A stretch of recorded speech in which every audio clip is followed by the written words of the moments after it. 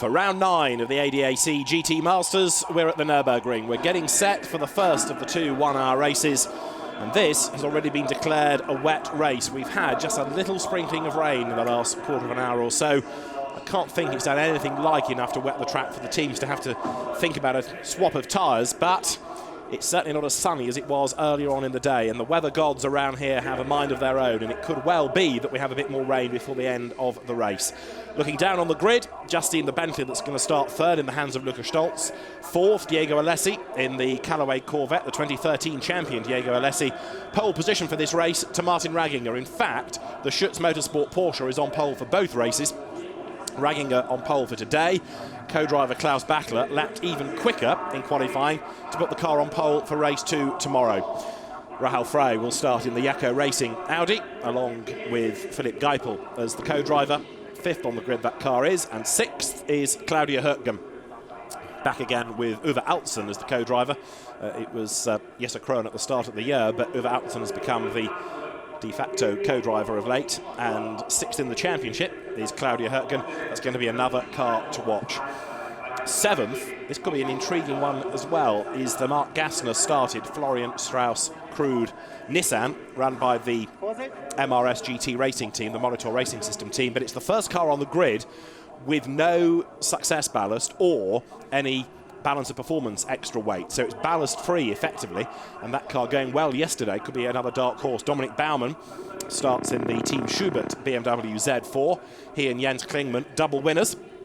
Reminder that Klaus Bachler has had 1 victory. Also this year a win for Luca Stolz when he was being partnered by Jeroen Blekemolen. 2 wins to Dominic Baumann and Jens Klingmann, and 2 wins to Sebastian Asch and Luca Ludwig, with also victories going to the absent Lamborghinis. Going back to the Red Bull Ring, Thomas Enger and David Russell had 1, Adrian Sauger, Mirko Bortolotti had the other. Looking down on the grid, there are Mercedes talking points, because first of all, the Rover Racing team is back, and with Nico Bastien starting and Steph Dusseldorf making his ADAC GT debut. That car is one to watch. 10th. It went really well up until about the last hour and a quarter of the Spa 24 hours, where mechanical problems put it on the sidelines. But the Rover Racing team with a point to prove really in this championship, because it didn't gel as it should have done last year. Also, at the very back of the grid is the Team Zach Speed championship leading Mercedes of Sebastian Asch and Luca Ludwig. They have been in the top 4 of every race this season. But at the back of the grid, because in qualifying yesterday the car was found to be underweight by about 4 kilos, allowing for the tolerance in the regulations. It was 1.5 kilos, but it means that the car's going to be at the back of the grid for both races. Also on the Mercedes, note Alexander Matschel and Renger van der Zande, you just saw a glimpse of there in the Car Collection Motorsport car. That's joining the championship this weekend. Right, the green flag shown, the formation that is underway. Rolling start, of course, for the ADAC GT Championship. Riding on board with the poleman, Martin Ragginger for ADAC Motorsport and the black and yellow Porsche. He shares this car with Klaus Bachler, and the 911 GT3R, the very latest 997 shaped car, turning its way up through the Mercedes arena. And then, of course, the speed starts to build as the cars work their way down towards the hairpin. It is the sprint layout with the Formula 1 chicane, so it's the sort of cut-through hairpin. And then you've got that tight chicane, the slower version of the chicane, towards the end of the lap. 1 hour race, pit stops between the 25th and 35th minutes, 65 seconds the stop must last for. So the front row is Martin Ragginger alongside Clement Schmidt, 40 kilos on the Porsche, 15 on the Bentley. Second row, Luca Stolz alongside Diego Alessi, 15 kilos both. Rahal Frey and Claudia Hürtgen, an all-girl third row, 15 and 20 kilos of weight. Mark Gassner lines up alongside Dominic Baumann, no weight on the Nissan, 30 kilos on the BMW. Ahead then of Florian Stoll and Nico Bastien, 20 kilos for both of them. The next row, Daniel Dobic and Jordan Pepper, 20 kilos each in the Audi. Stefan Wackerbauer, 20 kilos. Andreas Wirth, 40 kilos for the driver who has been victorious here in the past. Successful driver around here, Andreas Wirth. Then you've got Harry Protchik with 20 kilos and Dominic Yerst with none. Remo Lips, Alexander Matschel, Andreas Weishaupt, Jakob Noll, the next 4 drivers all ballast free. And then, of course, Sebastian Asch with 45 kilos on board at the back of the grid. This, Sebastian Asch's 100th ADAC GT race. Top 4 every time out. to carry on that from 21st on the grid is a big ask, but it could be done. Ash and Luka Ludwig have made a formidable combination this year, and the Peter Zakowski run Team Zak Speed Mercedes you discount at your peril. So the Audi pace car will dive for the pit lane, and then 1 hour of racing for this. The 9th round of the championship is going to be underway, and we've had some great racing all season.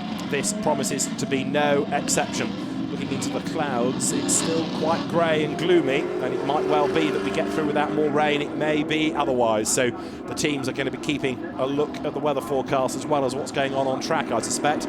Now, who is going to be the bravest on the brakes down to turn 1? Who is going to make the best start here as the cars crawl their way up towards the timing line? Martin Ragginger now will accelerate up towards the line. He's got 2 Bentleys for HTP to defend from as we go racing, and the Porsche it is that leads the way on the run down towards turn 1. Already Sebastian Ash is on the move, and he's picked up a couple of places as down to the braking area. Martin Ragginger grabs the advantage round the outside there, tries to go.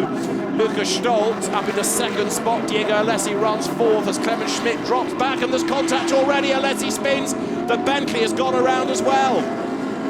It's Stoltz, in fact, who has spun, and Sebastian Ash off the road in avoidance. Big drama then. The championship leader slides off the road in avoidance. So Ash, who just gained places, comes across spinning cars and goes off the road. So Clement Schmidt hangs on to his 2nd place, and Lukas Stoltz then is the spinner, along with Alessi and along with Sebastian Ash, all within turn 2.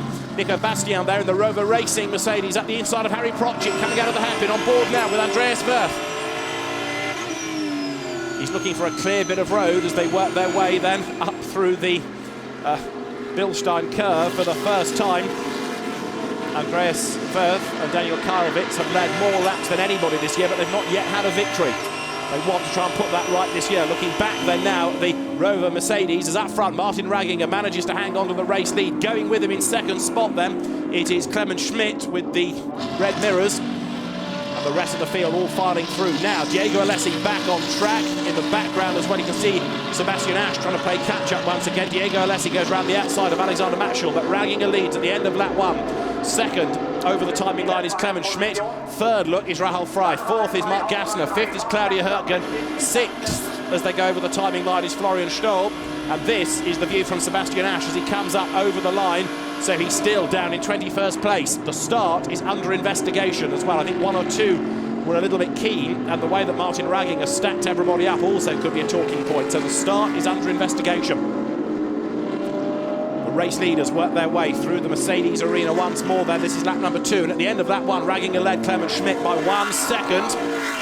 Now Florian Stoll down in 20th after his incident. Diego Alessi got going best of all 16th, so the Callaway Corvette still with work to do, of course, but he's not quite as mired as others are. Defending there is Andreas Wirth coming through towards the hairpin, and meantime hard at work is Clement Schmidt and an Audi off the road. Now that, I fear, could well be the Weishaupt and Jons car. And that is at the hairpin. We'll piece it all together in a moment, but that's going to be a yellow flag, and can the Audi get away from there? So there's more drama, lap by lap, in what's going to be, I'm sure, a lively race. Andreas Weishaupt would have been the start driver in the Christian Jons shared Christian Ab Racing Audi, and it looks as though it is Weishaupt who's put it off the road, as there Harry Protchik, sharing this weekend with Ben Schneider once more, comes out of the chicane.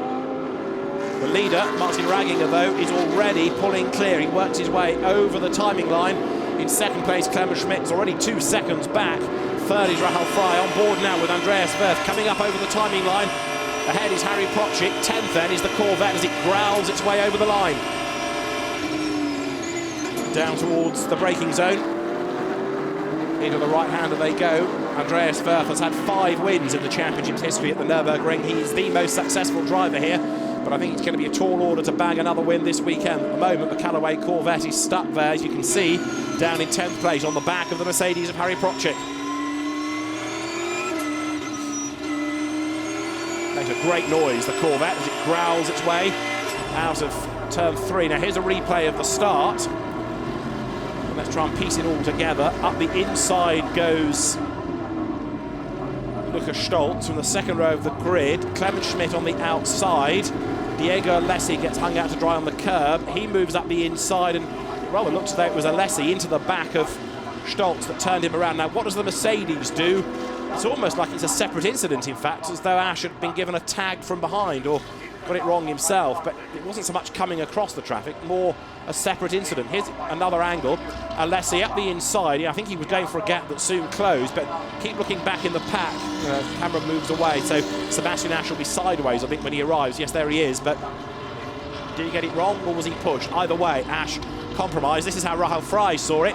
Crunch up the inside goes Diego Alessi, and Rahal Fry did well to get out of that because there were two cars that she could oh so nearly have got involved with, and the HTP team not impressed by all of that, but a good bit of avoidance from Rahal Fry. Now here's Sebastian Ash's view. It's hard to tell if there was a nudge or not, but certainly that was a big slide. Ash rejoining, but in 20th place he was, now 18th, and here's the replay. Diego Alessi again being rather brutal and muscling Andreas Weishaupt out of the way. That wasn't the hairpin. So Diego Alessi is drawing attention to himself here, but for the wrong reasons. The start is under investigation, and I suspect that move will be as well. Diego Alessi, very experienced driver, has raced in Trofeo Maserati, in Italian Formula 3, he knows what he's doing, but the former champion here is rather blotting his copybook. So, headlights ablaze for some, it's getting to be a gloomy afternoon. Andreas Weishaupt's back into the race, down in 21st position. Diego Alessi up into 15th now with his elbows out, and Martin Ragginger in the Porsche leading the way. Not only that, but he's built a big lead, hasn't he? Within second spot, Clement Schmidt, then third is Rahal Fry, fourth is Mark Gassner, fifth is Claudia Hürtgen, sixth is Florian Stoll in the orange and white Audi, keeping at bay Dominic Baumann, keeping at bay the next man through, which in 100 is Daniel Dovic. And then to round out the top 10, Procik hanging on to 9th ahead of Andreas Wirth. Leaders over the timing line. 3 seconds is Martin Ragginger's advantage. Porsches have become a rather unfashionable car in GT3, but this is a very quick one. It's well run and it's well driven. Now there, the BMW, Dominic Baumann looking for a way to work his way up the order.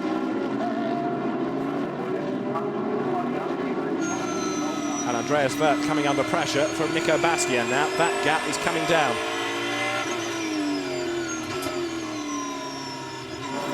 Corvette versus Mercedes. This is one of the beauties of GT3 racing. Different shapes, different sizes, different sounds, but they're all competitive against each other. The balance of performance is such that although one brand is always going to be frustrated, it does give good racing. Diego Alessi is under investigation. Not a great surprise, but Diego Alessi is being investigated for the 2 incidents he's been involved in.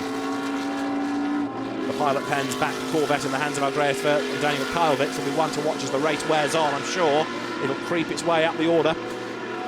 An awful lot can happen in a 1-hour GT race, and this championship is ultra competitive as ever, still delivering great racing. Looking back then now, from Wirth at Nico Bastian, the Rover Racing Mercedes comes up towards the chicane. Harry Procik staying ahead of the two of them for the moment, and now Andreas Wirth is having to defend like crazy. Winner here in 09, 2 victories in 2010, winner in 11, winner in 2014, and Bastian goes to the inside, can't quite do it. Oh, so close as they work their way up towards the line. Diego Alessi has been given a 5-second pit stop penalty. A 5-second pit stop penalty for number 69, Diego Alessi. So that's going to elongate the pit stop time, as there, Nico Bastian goes to the inside to try and get past Andreas Wirth, can't do it. So it's not a stop-go for Diego Alessi, but he has to serve an extra 5 seconds pit stop penalty when they do the obligatory driver change. So more frustration for the Callaway Corvette team, but in fairness, Diego Alessi rather brought it on himself. 2 incidents. It was all a bit obvious. So confirmation, pit stop penalty, 5 seconds for number 69. Diego Alessi, as the battle between Andreas Wirth and Nico Bastian continues, and interestingly now Bastian with the wiper on. Now, it doesn't look too wet on the start and finish area. Has he knocked the wiper on, or is it getting wetter elsewhere? And if the grip levels are inconsistent, that's going to make life very lively indeed. There is a little bit of moisture on the camera lens there. Look over at the Bilstein curve.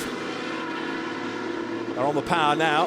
Speed building as they head towards the Ad Van Bogen once more, and then up towards the chicane. Yes, it definitely is getting wet.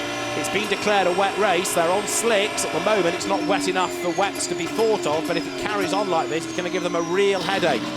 You don't want to make an extra pit stop for tyres and then have to do your driver change, because that's going to compromise you. Can they get to the pit window and then work out what to do about tyre wear? Nico Bastian again to the inside of Andreas Wirth, can't do it.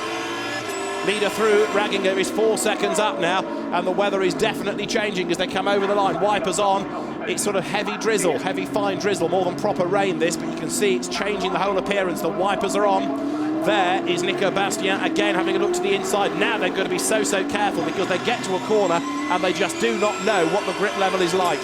Behind is Remo Lips, who is the man in the Gentleman Trophy Championship lead, and he's catching up onto the back of that battle as well. Corvette versus Mercedes, and Andreas Wirth has now got onto the back of Harry Prochik.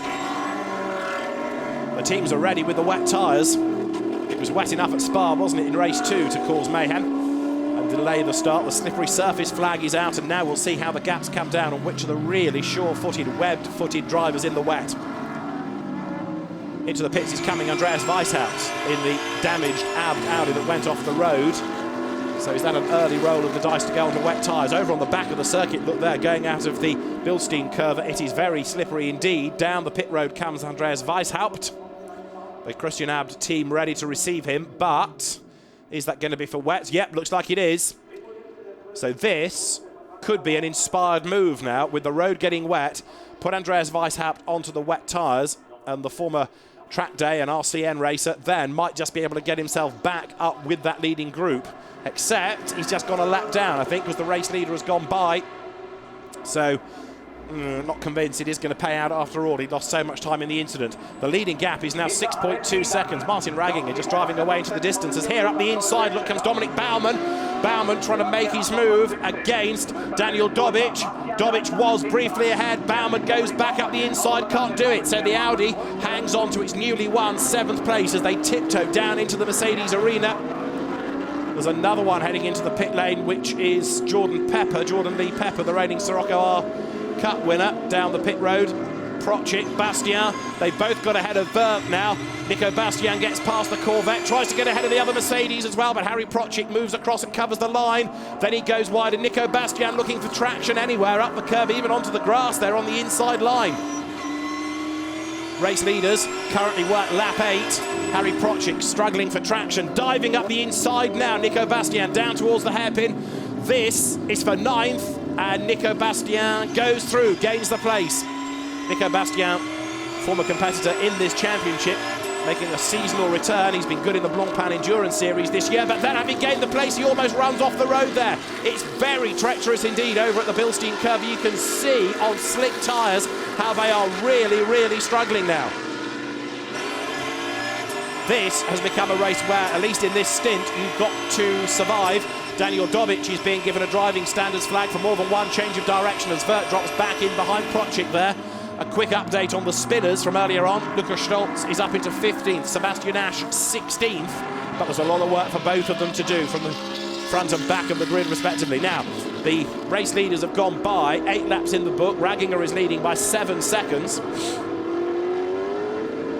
We're looking to see what else we're going to have pan out of this race. Well, behind, Rahal Fry there, still running in 3rd place. 4th, right with her now is Mark Gassner. That Nissan is going great guns. Gassner lapping quicker than the Audi, tries to go around on the outside line, and there's a whole wave of people now diving into the pit lane, one of whom is Sebastian Asch, but Diego Alessi is in. Also in number 1, which is Stefan Wackerbauer, is in. Sebastian Asch is in. Stolz is in. This is all for wet tyres now, and they're hoping that they can save time now rather than stay out and lose the time against the race leader by tiptoeing around on slick tyres. And because they've come in before the leader, it may well pay dividends. It is proper rain. It's getting wetter and wetter and wetter. Gassner now is under attack from Claudia Hürtgen for 4th place. Down at the hairpin, Gassner goes wide. Hürtgen tries to get up the inside of the BMW Z4, can't do it. That did not pay off. And now as the road gets wetter and the grip levels diminish, is this an inspired choice to go onto wet tyres early? Sebastian Asch then, who needs something magical, having started last on the grid, he blasts back down the pit lane. But in a few moments we'll get an idea of where he's going to rejoin relative to Jordan Lee Pepper. Pepper will stay ahead of him then. Through he goes. Number 2 Audi you just caught a glimpse of. There is Sebastian Ash back on track then in 21, and I reckon he's gained on that pit stop. Now, where's the race leader? Has Martin Ragginger come in? No, Ragginger is staying out significantly. So also is Clemens Schmidt, so is Fry. Gassner for the pit lane this time. So that's 23. Mark Gassner in. Dominic Baumann is in. So that previous group pitted at the end of lap 8. At the end of lap 9, in comes Nico Bastian as well, and Harry Prokchik coming in. So now tyre choice, and when you pit, proving to be crucial. But of course what Martin Ragginger is trying to do is stay out there and see whether the slicks will still work if they are treated and the track is treated with respect.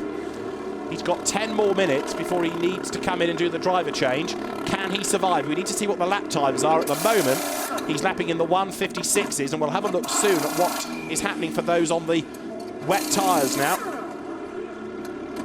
That's the Team Schubert BMW of Dominic Baumann going on to the wets. Only 2 mechanics allowed to do the pit stops over at the Mercedes end of the pit lane for HP Racing, Harry Prokchik's team.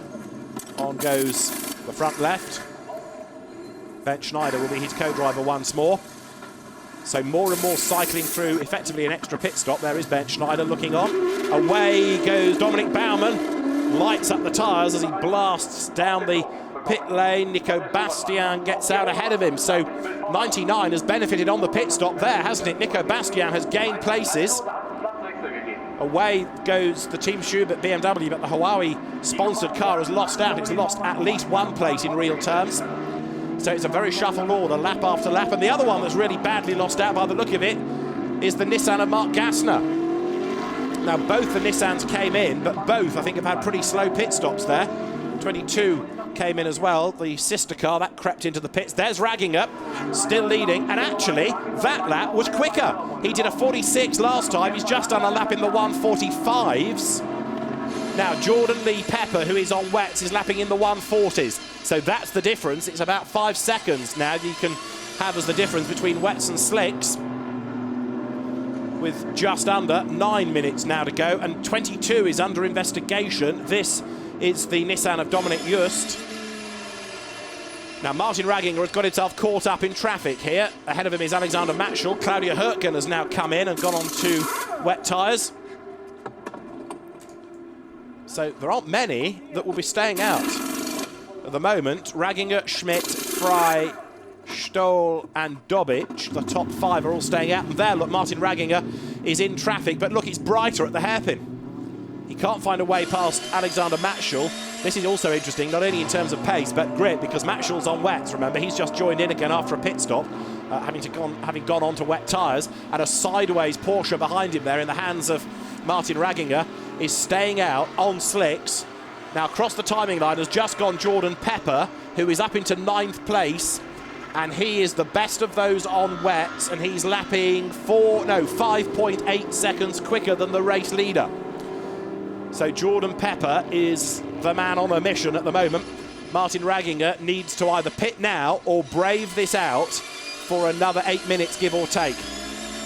His race lead is 10 seconds, and I've got to say, as he pits this time, he's coping better with the rain than is Clemens Schmidt. But at the end of lap 11, he comes in and off the road there has gone 13. The Corvette in the hands of Remo Lips, the gentleman class championship leader.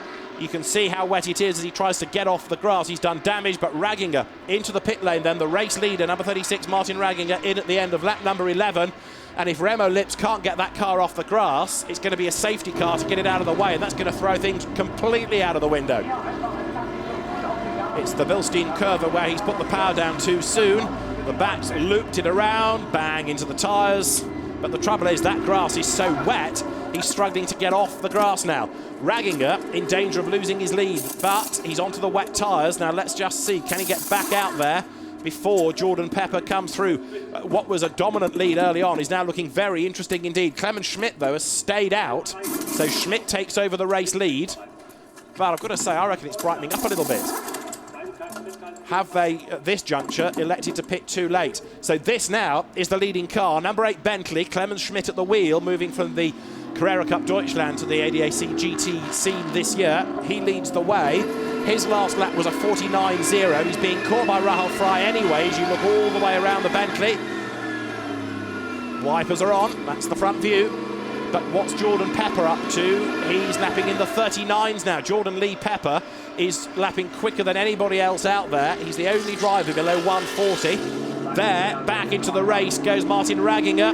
That is going to put him up alongside Stefan Wackerbauer, so he'll be in 10th on the road. So Raginger has lost out pretty badly by all of that. He was losing, and the safety car is being deployed.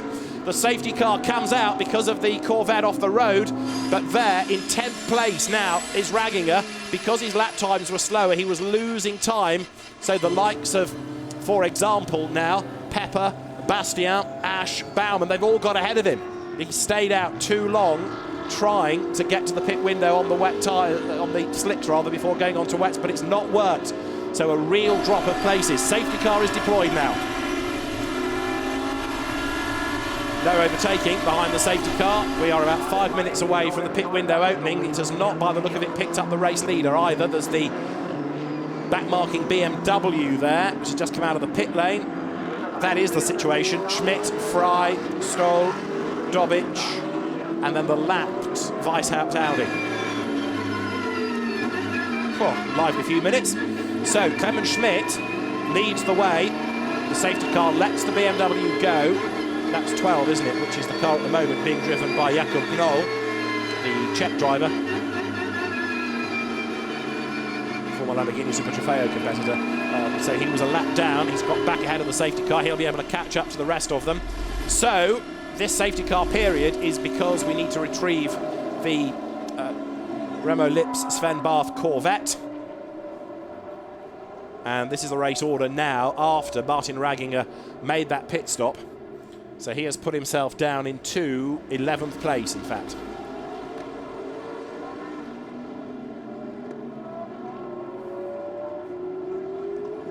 Now, the good news for Raginger is that, of course, under the safety car like this, all the gaps will come right down. So Schmidt, yet to stop. Fry, yet to stop. Stoll, yet to stop. Dobic, yet to stop. Wirth, yet to stop. But then up into 6th, Jordan Pepper, in the car that he shares with Nicky Thiem. You've got to say, that's looking well-placed all of a sudden. And because they'll all be bunched up behind each other, it's going to be a very lively second stint, that is for sure. And we're only about 3.5 minutes from the pit window opening now.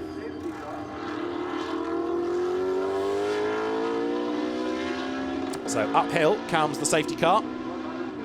Clement Schmidt is the driver behind, leading the race in the Bentley. So the downside to all of this is that all the gaps have gone. The good news is that he's losing less time on these slick tyres, tiptoeing around behind the safety car. Is it going to stay out until the pit window opens? Because that now is the plan, to get Clement Schmidt in and try and do a tyre change. But I think it's stopped raining and it looks a lot brighter on the pit straight. It could be that people have to change back onto slicks. Don't you just love wet, dry races? The weather gods at the Nürburgring have had an impact on many a race, many a championship even. It was here last year at the end of Formula Renault NEC season that the third race couldn't take place because of the fog and the rain, and the championship was decided with a round short. But this race is going to be affected by the weather hugely. It's been very lively just those last 10 minutes or so as the road got wet and wetter. So as they turn their way, now trying to keep warmth in the tyres down towards turn 1. Clement Schmidt leads the way. Rahal Frey second, Florian Stoll third, Daniel Dobic fourth, Andreas Wirth fifth, then 6th Jordan Pepper heading the wets, 7th Nico Bastien, 8th Sebastian Ash. I mean, that car's lucked in, hasn't it? 9th now Dominic Baumann, 10th Stefan Wackerbauer, 11th Martin Raginger, having dominated the first few laps, 12th, but of course penalised, Diego Alessi, 13th Harry Protchik, 14th Claudia Hurtgen, so that car dropped back on the stops. I think if you pitted in the first wave, you were in the box seat. In 15th is now Luca Stolz. 16th, it is the better of the two MRS Nissan's Dominic Joest under investigation. 17th, Mark Gassner. He lost out really badly from being 4th down in 17th. 18th is Alexander Matschel. 19th is Jakub Knoll. 20th, at a lap down, Andreas Weishaupt. And notionally 21st, but off the road and being recovered, is now Remo Lips. Now, we're not seeing many shots of the recovery of Remo Lips' car. In fact, they've just gone through that zone of the circuit. But look, there's hardly any spray now. There's very, very little water being thrown up into the face of Rahal Frey. So I think those that have braved it out have done the right thing. And with hindsight, Ragginger shouldn't have pitted when he did per se, but if he'd have gone another lap, he'd have been behind the safety car and the game would have changed completely. So I think this is the one that's got away from ADAC Motorsport, but we'll see what the second stint of the race has to offer. Everybody's got to make their mandatory pit stop anyway. Just because you pitted for wet tyres doesn't let you off the hook of doing the regulation stop, so they've all got to come in anyway now. And the beauty of that pit stop was that it was a natural one. It was a live pit stop, as quick as you can do it, whereas the mandatory stop is done to a regulation time of 65 seconds. There is still some spray being kicked up as they come over the line, but not as much as there was, and it's certainly brighter. So we are now 23 seconds away from the pit window opening, so people can come in this time. We're still not green, so the pit window due to open at the end of the first 25 minutes of the race. I suspect that people are going to elect to pit early, if they can now, in order to sort out the tyre situation. But in many cases, you've got the quicker driver going first. Not in all cases, but in some, in which case that driver would stay in for a bit longer. So Clement Schmidt having to tiptoe round, and of course on the restart, if he stays out, he'll be the pioneer looking for the dry part of the road. Having said it's brightening up, look at that big black cloud hovering over the Mercedes arena. There's a concurrent race going on the Nordschleife today, and they're really feeling it because it'll be a greater spread of lap affected by weather there. The race leaders are at the hairpin, the yellow flags are still being waved, the safety car is still on track. Gosh, that looks ominous. Which way is it heading? Is that heading towards us or away from us? Is that what we just had? Weather conditions having a real part to play in this. So there is the Remo Lips Corvette out of the race, out of harm's way. Now that suggests that we might be able to go racing again pretty soon. Up towards the chicane. Pit window is open, so who is going to come in this time? In many respects, everybody should come in and just get the stop out of the way. There's nothing really to be gained by keeping somebody behind the safety car. So leaders are all in, I think, because they work their way out of the chicane. It could be that there's nobody on the track. Yes, in they all come. The safety car stays out for another lap. Is anybody going to brave it out? Yeah, Ragginger stays out. And ahead is one of the Audis, which looks like Wackerbauer. And the two MRS Nissans stay out. So race leaders come down the pit lane. Now what's going to be intriguing is to see what, for example, Schmidt or Frey or Stoll do in terms of tyres. And it looks like they are going to go on to wets, but this has saved them time by doing this on the pit stop. But for Ragginger, they're all going to catch up to him under the safety car. Then he's got to pit again. So I'm not really understanding what ADAC Motorsports done here by leaving him out. Staying out doesn't seem to make much sense to me. The two MRS Nissans have stayed out. And again, that seems a slightly odd decision because you're behind the safety car. Everybody's going to catch up to you. And then when you eventually make your pit stop, which is going to be closer to a green flag situation, you'll lose a whole chunk of time. So number 100 is Daniel Dobic, giving way to Edward Sandstrom, winner here of the 24 Hours, going back to mid-May. So back into the race goes Geipel, Steph Dusseldorp behind. But where in all of this was the leading Bentley? Has that already got away, or is it still stationary? You've got Geipel there ahead of 24, which is now Mark Basseng.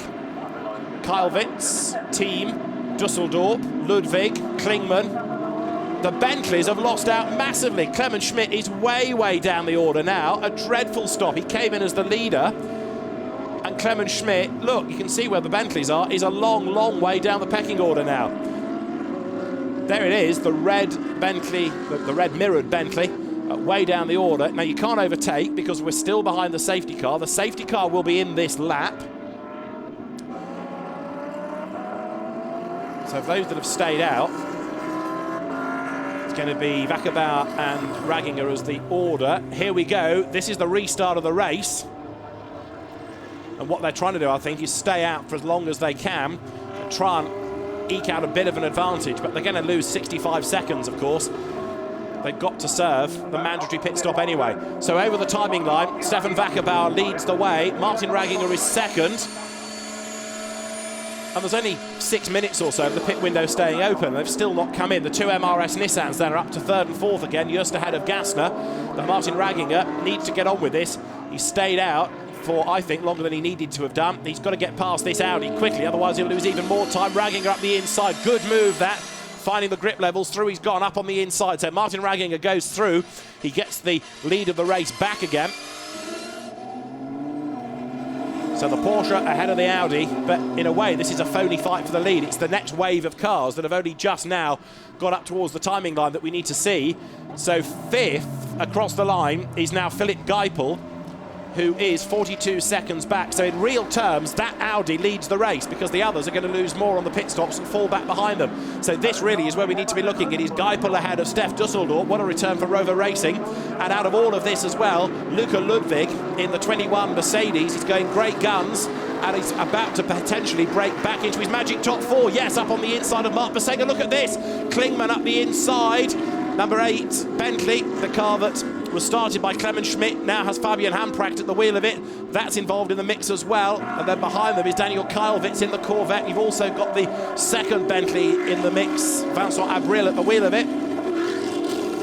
Another driver regularly seen in the Blancpain Championship, the GT Series, but down towards the hairpin. Number 100 there, look, Edward Sandstrom. He could be the man on the mission here. Slippery surface, Scandinavian driver and all that. But it's definitely getting brighter. And it's definitely drying. So are we going to have another wave of pit stops towards the end because of a change in weather conditions? There's been a drive-through penalty given to the number 22 Nissan for a pit stop infringement. On board now with number 8 Fabian Hampracht. He's hard at work. And you can see how the road is drying. You can see how much better it's getting for the drivers out there now. Now, also in all of this, keep an eye to number 2 Audi because Nicky Thiem is at the wheel of it.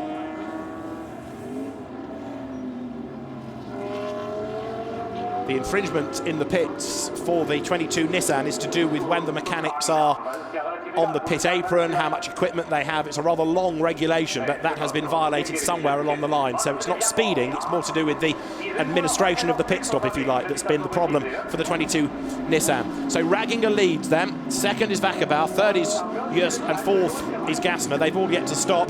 Now this is the car that has taken over the lead of the race effectively. Apologies, it's not Geipel because I ignored Nicky Thiem, who's now up the road ahead. Geipel has fallen back on that lap, so it's Thiem ahead of Stef Dusseldorf, ahead of Luca Ludwig, and Ludwig makes his move up on the inside of the Rover Mercedes. So it is Audi, Mercedes, Mercedes, effectively the top 3 now. Once again, Ash and Ludwig for Zach Speed are heading for a top 4 finish if they keep out of trouble, because the 4 ahead have got to make a pit stop and will fall back. But are these wet tyres going to last for another 28 minutes effectively? There is the leading group. Martin Ragginger staying out there. In second place it is Wackerbauer. Third is Mark Gassner coming in now to give way to Florian Strauss. And apologies, in third place is Gassner giving way to Strauss. But in comes Just to give way now in the penalised 22 car.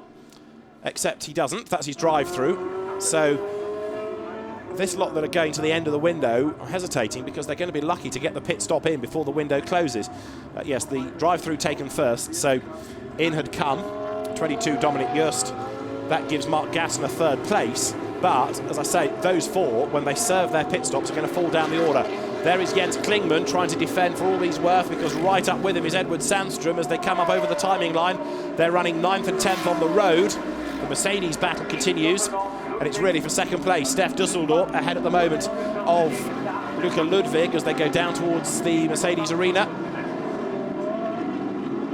Klingman is keeping Sandstrom at bay. And then it's Fabian Hampracht also trying to join in that mix as well. Fabian Hampracht in number 8 Bentley. This is his view. Round the outside there is the BMW, but it's Sandstrom on the inside line going for 8th place. Is he going to be able to do it? Yes, he is. Edward Sandstrom goes through them. So the MS Racing Audi gains the place. Straight away, though, Jens Klingman, double winner this year, tries to fight back inside, outside, wherever there's a bit more traction. Down they come now into the hairpin. The Audi arrives very quickly, runs out wide and even wider because he was hung out to dry. Goes Jens Klingmann. Fabian Hamprecht not able to take advantage. Right, in comes Martin Ragginger. What he's achieved by staying out for that long, I'm not entirely sure. He's only managed to build a gap of a second over everybody else. In he comes. Klaus Bachler stands by ready, and they're going to put the car onto a new set of slicks. Well, that's the other argument, staying out a bit longer.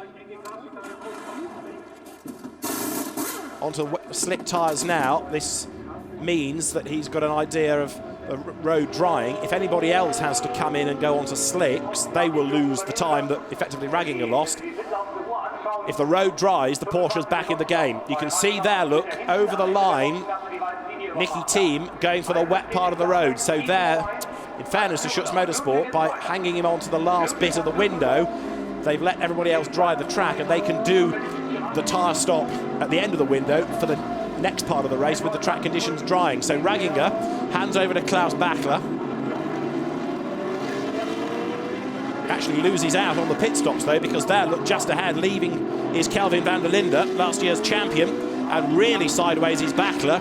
So he's given a pretty invidious task here. Go out on your slick tyres on a wet road, but it is drying. So at the end of this lap, we'll see what the gap is between the new race leader Nicky Thiem and the Porsche there of Klaus Bachler, and indeed also Kelvin van der Linde. Don't rule him out. We didn't see whether that car was going onto slicks, but I'm imagining it would have done. The road looking drier, the wipers barely being used now. So we have Nicky Thiem leading the way by 4.5 seconds from Luca Ludwig.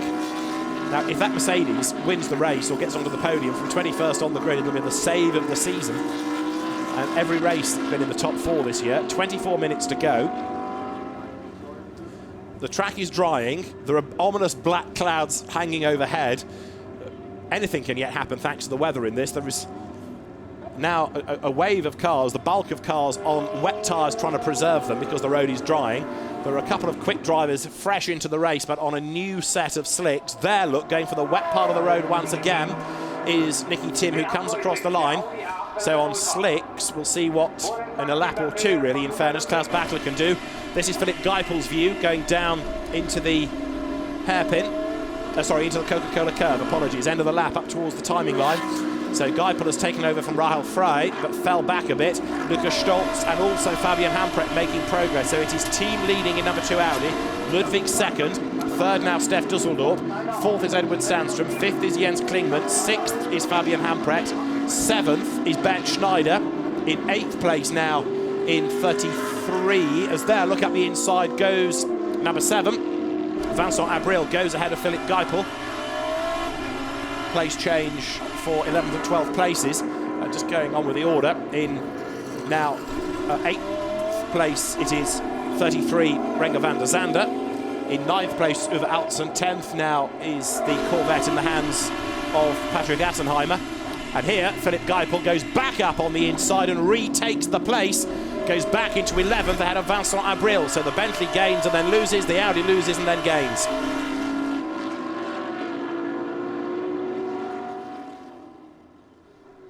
Rahel Frey watching on from the pit wall there as her Yako Racing Audi, which was on the 3rd row of the grid, has gained its place back. And actually now, in fairness to Philipp Geipel, he's pulling away, powering uphill. The HTP team looking on from the Bentley pit bunker. Meantime, the race leader has just gone over the timing line. Nicky Thiem up front. This car that started 12th rather on the grid goes through, leading now by 6 seconds. So Thiem is getting away from Ludwig. Anything in the 36s is good. Edward Sandstrom is in the 36s as well. 22 minutes of the race to go. And about to come through Vincent Abril down in 12th. Now where is the van der Linde and Bachler cars? Klaus Bachler has just done a 35.8. He's lapping quicker than the race leader. So he's down in 16th place, but a car on slicks as there Bernd Schneider gets into the back of Fabian Hamprecht. Almost a big issue between the two of them, but Hamprecht survives and repels the Mercedes.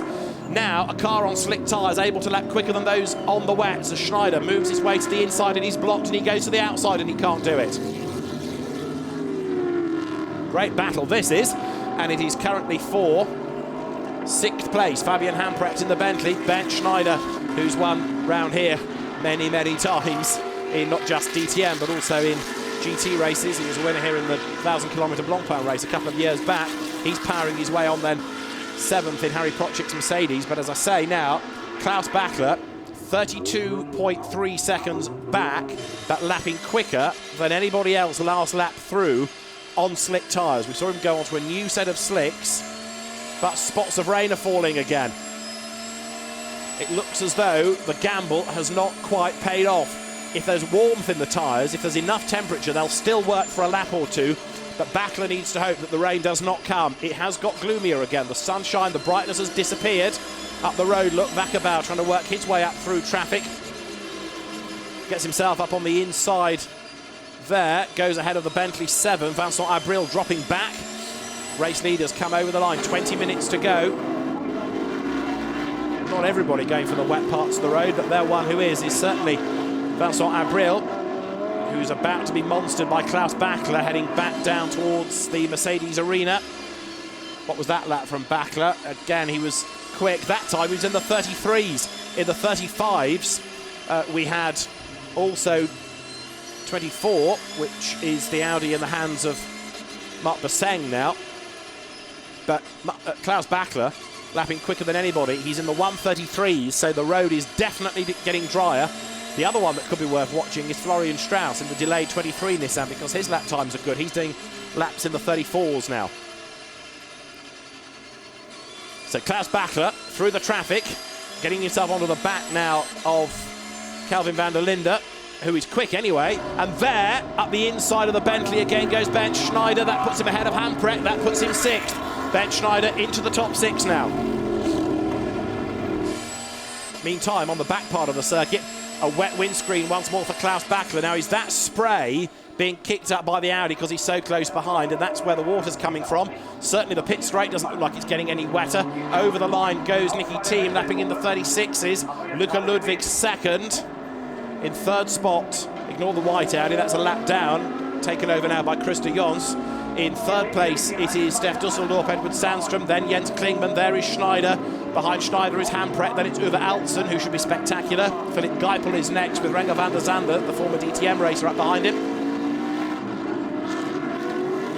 Down they come towards turn 1, and there is Klaus Bachler. He's still not found a way past Vacabau. The Vacabau car of Calvin van der Linde. He in turn is behind Patrick Assenheimer. But now the leader down to Bachler is 25.7 seconds. The gap is definitely coming down.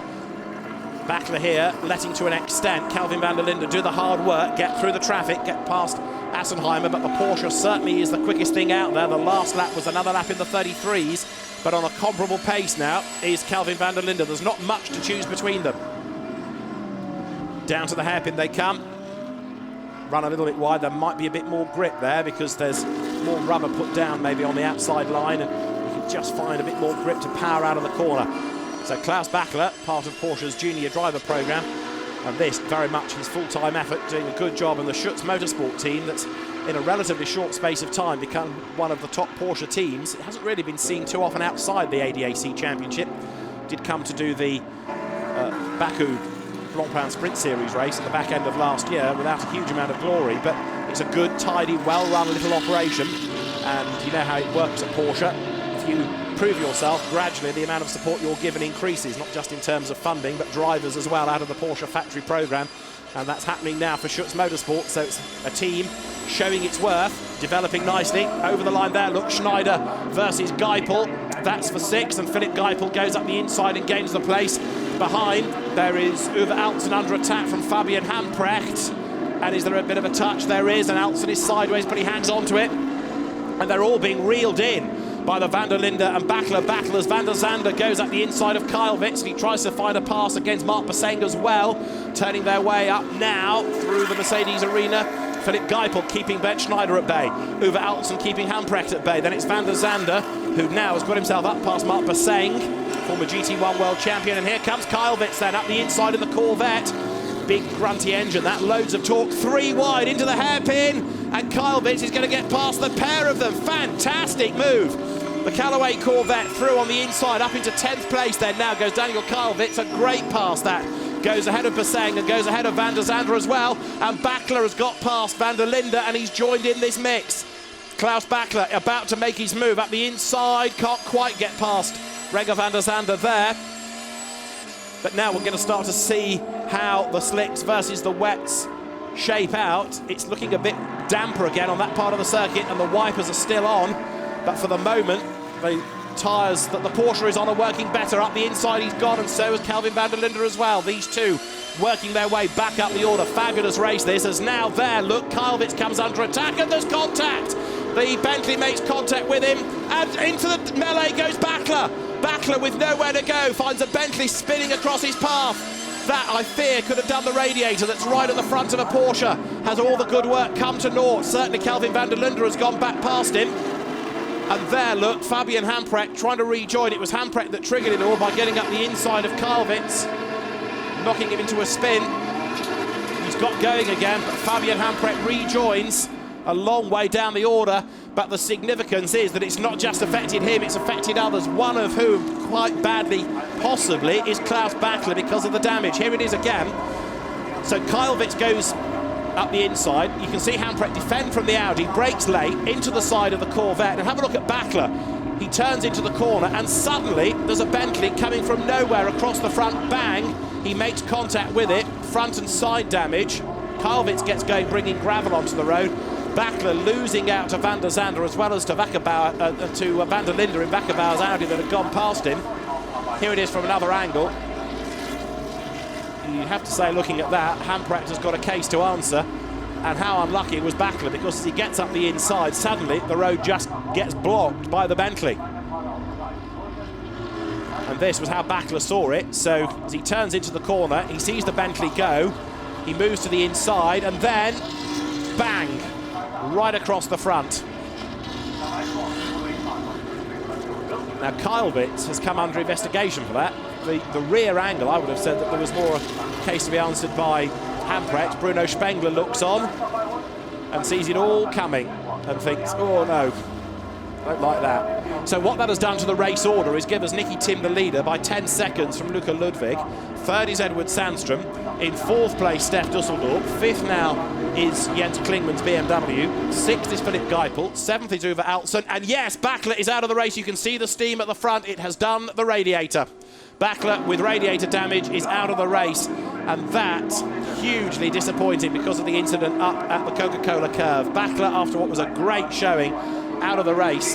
Carrying on with the order. In 8th place now is Schneider. 9th is Mark Baseng. 10th it is Kelvin van der Linde. And coming into the pit lane is Daniel Karlvitz. So under investigation anyway, but retiring from the race. The Corvette, there it is, has retired and aims to go to Parc Fermé by the look of it, but the Parc Fermé garage door is closed, so there's nowhere for him to go. That's why they caught the officials out there, still with 13 minutes to go. So Karlvitz under investigation, but he's out of the race. Klaus Backler out of the race with that front damage, effectively a broken radiator.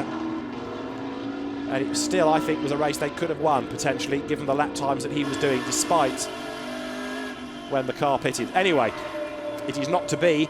And so Martin Ragginger did the fastest lap of the race. What we now have is Nicky Thiem leading and getting away from Luca Ludwig, who I suspect now is quite content to sit there and take the points, but also perhaps think about ballast going into the second race of the weekend. In third spot is Edward Sandstrom, who is catching.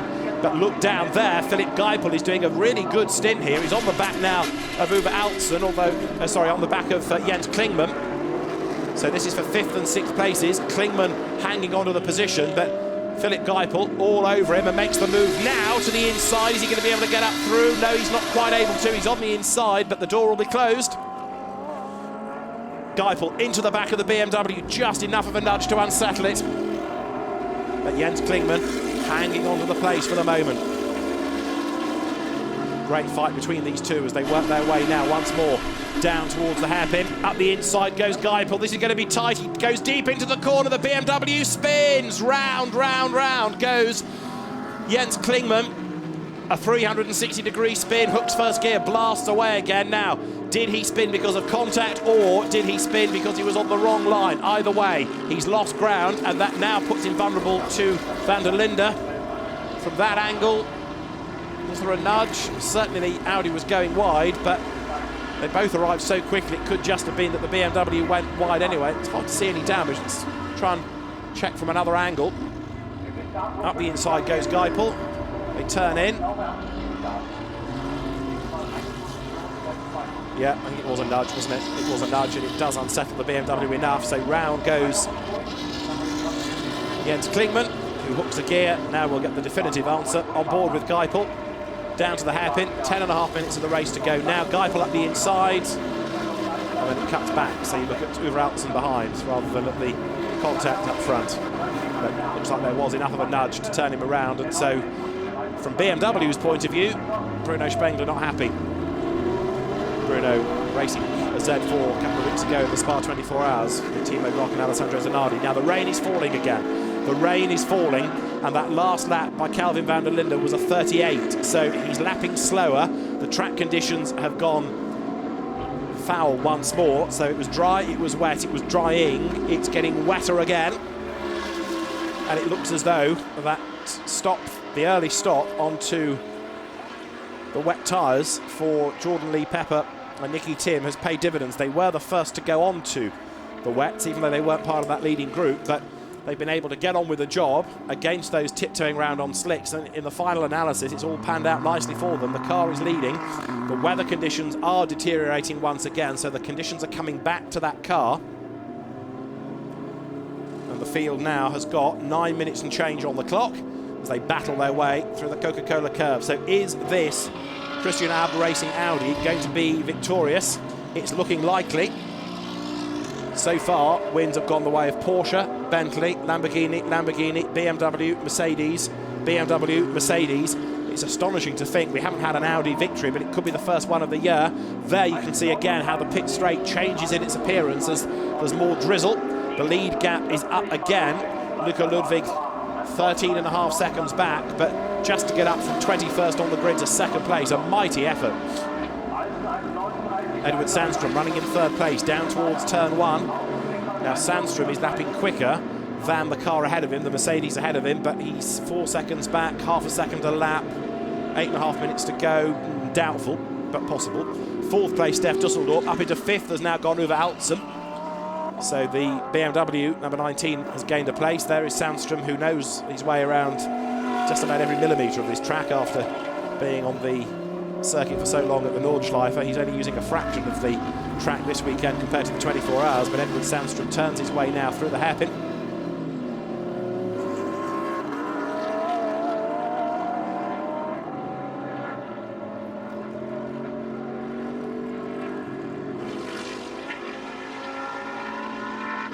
Out of the Bilstein curve they come, and there, drivers putting the power down, cars snaking a little bit.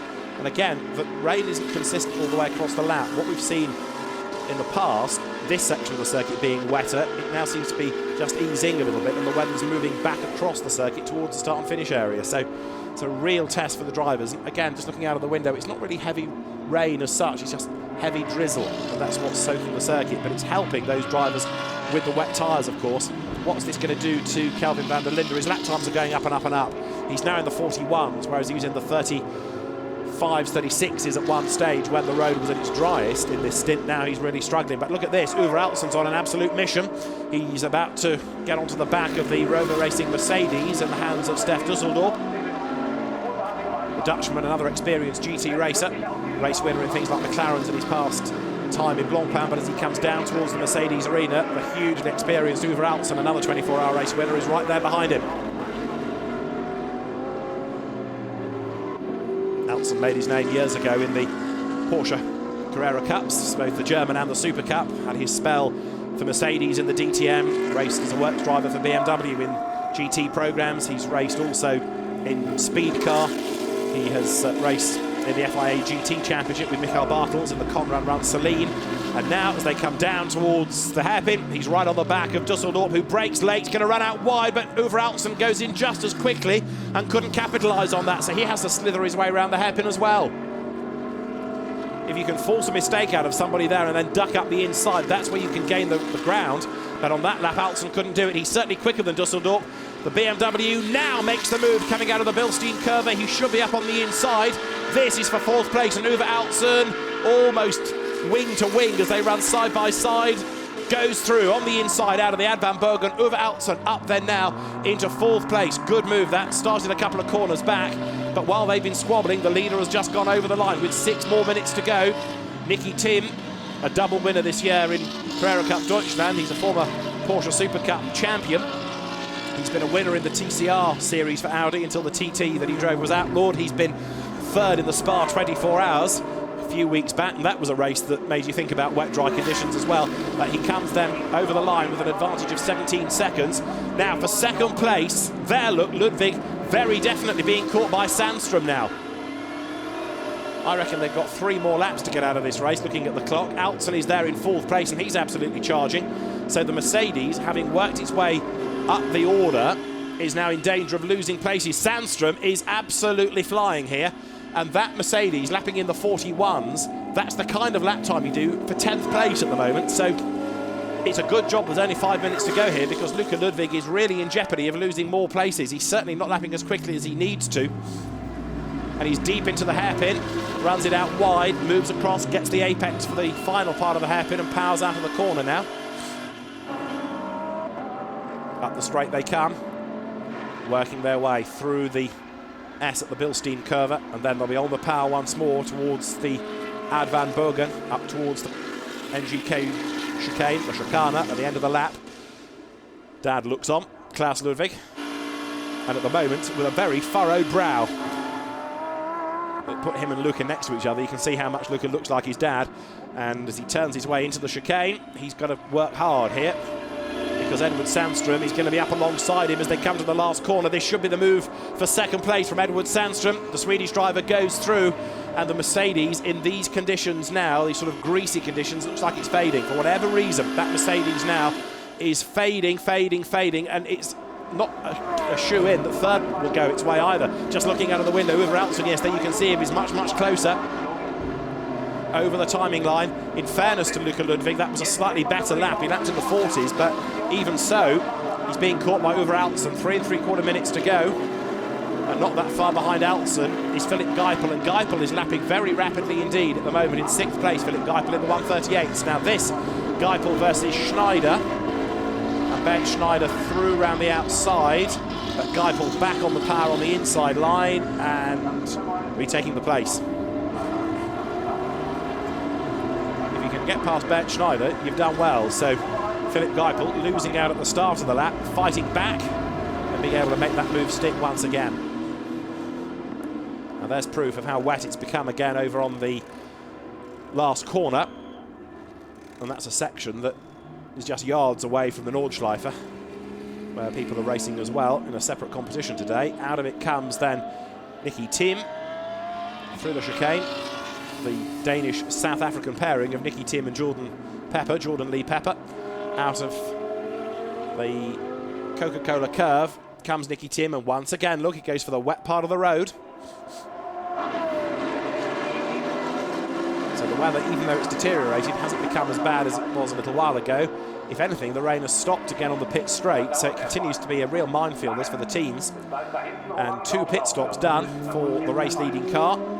But he's pulling away still from Edward Sandstrom, who is there in 2nd place. 3rd is Luca Ludwig. 4th Uwe Altzen, who is getting closer and closer. And Altzen's going to make a move on this lap, maybe even at this corner. There is this lap and 1 more. So can Ludwig defend for 2 more laps? Luca Ludwig turning his way down towards the hairpin. Out of the Mercedes arena at turn 1. That imposing grandstand looking over the road. But BMW would like to get past Mercedes just in general, but in the Mercedes arena, that would be very sweet as well if they could get past there. So it is Audi leading, Audi 2nd, 3rd Mercedes, 4th BMW, 5th Audi, 6th Mercedes, 7th Mercedes, 8th Audi, 9th BMW, and 10th Audi. Marc Bosseng up into the top 10 now. Down to the hairpin, wide goes Ludwig. Altzen tries to get up the inside. Absolutely together they touch, and look at Geipel absolutely flying behind them. Philip Geipel being one of the real heroes of the race here. He's going to go round the outside. Altston takes third, and up into fourth goes Philip Geipel. Having been running second a lap ago, now the Mercedes falls back into fifth place, and this will potentially be the first time it's out of the top four all season. Even now, the places can change, and look, the Mercedes just has nothing in response. I know it's heavy, it's got lots of weight on, but it just is not quick enough, and Geipel absolutely charging. Through he goes on the inside, gets past Altston, loses traction, goes off the road. Ludwig sprints back up the inside. It's going to be 3 into 1 into the last corner. Ludwig gets past both of them. There's contact behind as Altston and Geipel get tagged against each other. Round goes Altston. They've all missed him so far. Geipel's back ahead of Luca Ludwig, who is back into his magic top four, amazingly, and now Dusseldorf and Schneider come through together. They're going to be side by side over the line, and Uwe Altston will be absolutely steaming inside the BMW as there. Ben Schneider gets out the inside of Steph Dusseldorf, and Schneider should go through here. This will be for fifth place if you're following the plot. He goes up to fifth spot now, so it is Tim Sandstrom, Geipel, Ludwig, and then this train of cars with now Schneider fifth, Dusseldorf sixth, van der Linde seventh. And Calvin van der Linde has brought back into this as the road has dried out a little bit. In eighth place, Basseng. Ninth, Jens Klingman. 10th, Patrick Assenheimer's Corvette that was being abused early on by Diego Alessi. And now under investigation is Uwe Altston. For the incident at the Coca-Cola curve, Altston is under investigation. Wide goes Dusseldorf, and the reigning champion is through on the inside. Calvin van der Linde goes through. Van der Linde goes through, gains the place up on the inside. But what a drive by Jordan Lee Pepper, the reigning Sirocco R Cup champion, and Nicky Tim, because they are on target for a first win of the year and Audi's first win of the championship this season. Checkered flag at the ready. Round 9 of the ADAC GT Masters is won by Nicky Tim and Jordan Pepper for second and third places. Here it is. Look at the way the gap is coming down and down and down. Geipel charging, charging, charging. Up towards the timing line, Edward Sandstrom is going to hang on for second for him and Daniel Dobic, and third, Rahal Frey and Philip Geipel. Fourth, they've done it again in the top four every race, Luca Ludwig and Sebastian Asch. Fifth on the slicks, Stefan Wackerbauer and Calvin van der Linde. Makes you wonder whether Geipel was on slicks as well. He must have been at the to do what he was doing at the end, because as the road dried, so the pace came back, and his last lap was a 1:32, which was the best of those second stint laps. So I'm sure Geipel was on slicks. Fourth, Ludwig. Fifth, Calvin van der Linde. Sixth, Ben Schneider. Seventh, Steph Dusseldorf. Eighth, Jens Klingman. Ninth, Uwe Altston after his spin. And 10th, Patrick Assenheimer. Well, he just saw a very happy Jordan Lee Pepper. Nicky Tim doesn't, on occasions in Carrera Cup, look like he wants to be there, but I think he wants to be in GT racing for Audi. And that was a very impressive drive indeed. I know a lot of that race was all about what tyres you were on and when, but it all worked out in the end very impressively as far as the combination of Jordan Pepper and Nicky Tim was concerned. Now this was what happened to Uwe Altston. So first of all, Philip Geipel on his slicks goes up the inside but runs out of road, scrabbles over the curb. That in turn ran Uwe Altston out wide, so up the inside goes Luca Ludwig. 2 places brought back. And this is how Luca saw it coming into the chicane. So having lost places, suddenly 2 into 1 won't go, and he buys into that. And then Geipel up the inside. Altston tries to move across and cover the line. And again, hard to see if there was contact or not from that angle, but certainly Altston goes around and loses places in the end, finishing in 9th spot. So a first GT win for a very, very happy Jordan Pepper. He really was the man to beat last year within the Volkswagen Sirocco R Cup, but that's been a very good drive. I know, helped by the weather conditions, but you've still got to do the right thing at the right time and try and second-guess the elements, and that was a job well done. And the Christian Abt team, I think, can look back on that with a lot of satisfaction, because they made the pit stop absolutely right. Had it not dried out, then the Porsche of Klaus Battler wouldn't have come into the mix, and of course had it not rained again, then they might have been caught towards the end by Geipel. Hard to know, but the conditions, as it panned out, it was the right thing to do at the right time. So Jordan Lee Pepper and Nicky Tim, the winners. Second, Daniel Dobic and Edward Sandstrom. And then for third place, Rahal Frey and Philip Geipel. Great drive that by Geipel. And I think possibly you could say one of the stars of the race, really. Philip Geipel's excellent job, getting him up in the end to 3rd place, even though the car was losing places when the road was at its wettest. Daniel Dobic and Edward Sandstrom taking that 2nd spot, which for them is the best result of the year. There is Edward Sandstrom. So they'd had a 5th, but now 2nd place is the best result of the year for them. And what about Rahul Fry and Philip Geipel? Yes, 2 7th places. So that's replaced by a 3rd as the best finish of the season. And a best, of course, for Jordan Lee Pepper and Nicky Tim. 4th had been their best, and now it becomes a victory. Another best for Vakkerbauer and van der Linde. It had been 6th, now 5th. Andreas Weishaupt, after the earlier dramas, ended up in 17th. And there, Uwe Altzen comes to have a word with Philip Geipel. I said he was going to be absolutely steaming, and there is the evidence of it. Very unimpressed indeed, Uwe Altzen, although he is the one under investigation, interestingly. So, typical racing driver defence. Don't admit that you could possibly be at fault, but it's Uwe Altzen who is under investigation, not Philip Geipel, who hands his crash helmet back. Let's have another look. Geipel certainly was wrong there because he outbraked himself and with the grip level couldn't get himself slowed down. He ran Altzen out wide. I mean, Altzen there makes contact as he moves across, and there is contact. Altzen wasn't fully ahead, was he? Geipel was not fully alongside, so it is Altzen being investigated, but as you saw, not amused. So the Bentley challenge rather faded as the race wore on. In the end, 13th and 14th being the results for the Bentleys. And Nicky Team being congratulated by fellow Audi drivers as he and Jordan Pepper are about to make their way up to the podium now.